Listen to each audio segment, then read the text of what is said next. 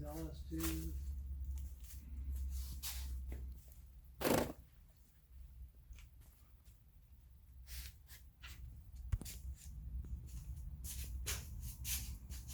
Corvette parts as far as the eyes can see.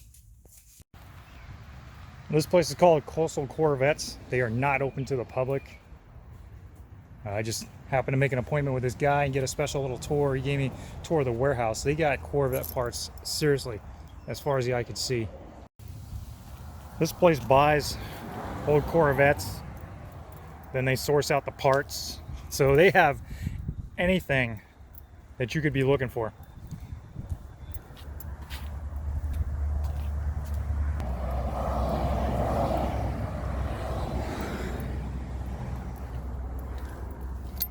That hood is gnarly.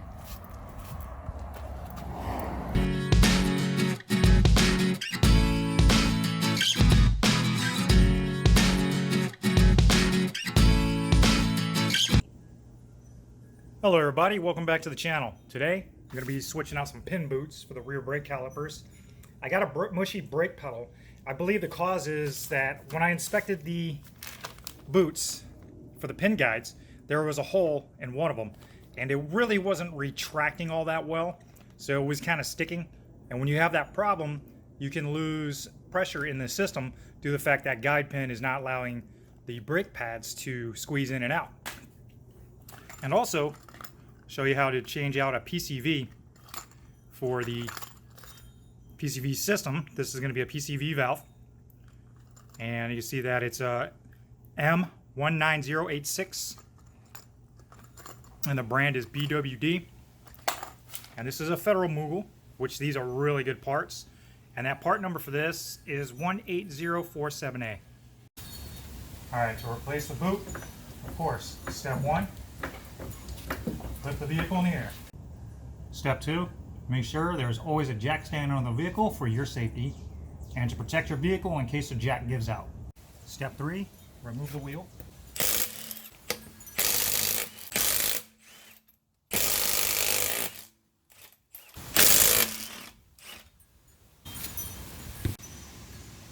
The boot sits right here, where the guide pin goes in, and it's hooked into the caliper. You're going to have to remove this bolt here. You're going to have to use a wrench to hold this piece here, otherwise the whole assembly will keep spinning and you won't be able to get that off. Alright, it's going to be a 16 millimeter for the spindle and a 15 millimeter for the bolt. Go ahead and get that taken out. After you get the bolt removed, you can just slide the caliper off and it will give you access to the pin bolt.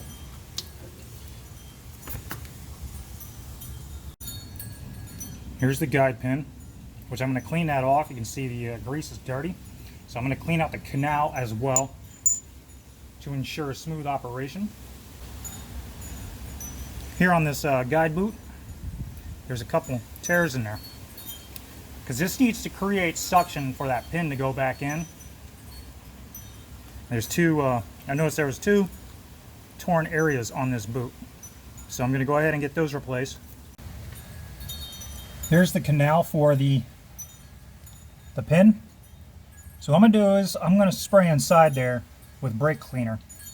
So I've got the straw attachment on the nozzle, and I'm going to use a paper towel or a rag and just spray in there so that way when it comes out it won't leak all over the place. So I'm just using Q-tips to get in there and just clean all that out. You can see how dirty those ends came out on them Q-tips. Okay, so I got the new boot in with the guide pin and the bolt that holds all the whole assembly together. You just want to make sure that it retracts. Alright, so it's going to be the same procedure for the bottom. I already went ahead and removed that bolt. You can tilt it up the other way, so if you do the top on its own, the bottom on its own, then you don't have to take the caliper completely off. So you can just swivel it and you can go ahead and just reach in there and pull out that whole assembly. And you see that this guide pin is dirty as well. So I'm going to do the same procedure. I'm going to clean this off, change the boot, and then get in that canal again with the parts brake cleaner with a paper towel wrapped around it so that stuff doesn't come flying out and cause other things to get dirty. When you put the new boot on, make sure that it seats properly on the lip all the way around. And then I'm going to grease this up, and then I'm going to do a little test. Alright, she's all bundled up. Not too hard of a job. So you got the new boot in there on the bottom and the top as well. And they were both getting a little suction, so that's great. So hopefully no mushy brake after this, and just repeat the same thing on all sides. Be sure to remove the jack stand, lower the car, and then go ahead and torque down your bolts about 100 foot-pounds. So that was a passenger right side that I just finished. So I'm going to do the driver's side left rear. So do the same steps, just wash, rinse, and repeat. Here's a bad example, or a good example of a bad situation. It does not retract on its own, and that can cause mushy brake pedals, and since this one is doing what the other side did, I'm pretty sure that is the cause for my mushy brake. And this is how it should be. I feel suction, it's pulling right back in, no problem. Now to replace a PCV, it's going to be quite simple. You're just going to disconnect this hose right from the intake. And that's where the PCV sits, right in there. So it is very dirty, so I might have to just get a rag or something to pull that out, and I might have to unscrew that right there to be able to remove it. Just going to loosen this up a little bit. Go ahead and pull this out.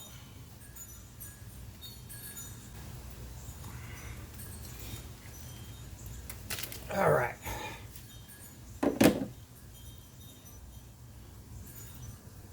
See how dastardly that thing is? So, just gonna go ahead and slide that new one in there and cap it off. Got that new one in there. Go ahead and slide it back on, and then there's a retainer clip that holds it in place.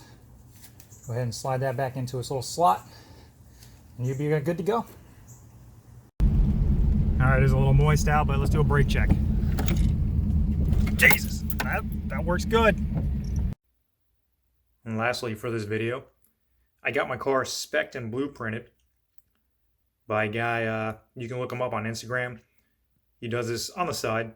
It's called Blew Me Away. He has a really gorgeous Z28 Camaro, a gorgeous blue one, hence the Blew Me Away.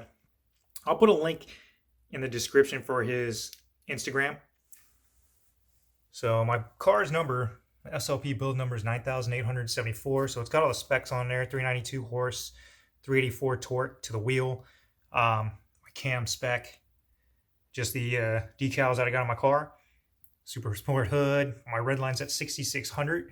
Shows that the window is at 68 degrees, which was radical for its day back in '93 when the car came out. Black sail panel, bright rally red color of the car. Super Sport spoiler. I have the Quick Time Performance exhaust cutout. It shows like the length of the car.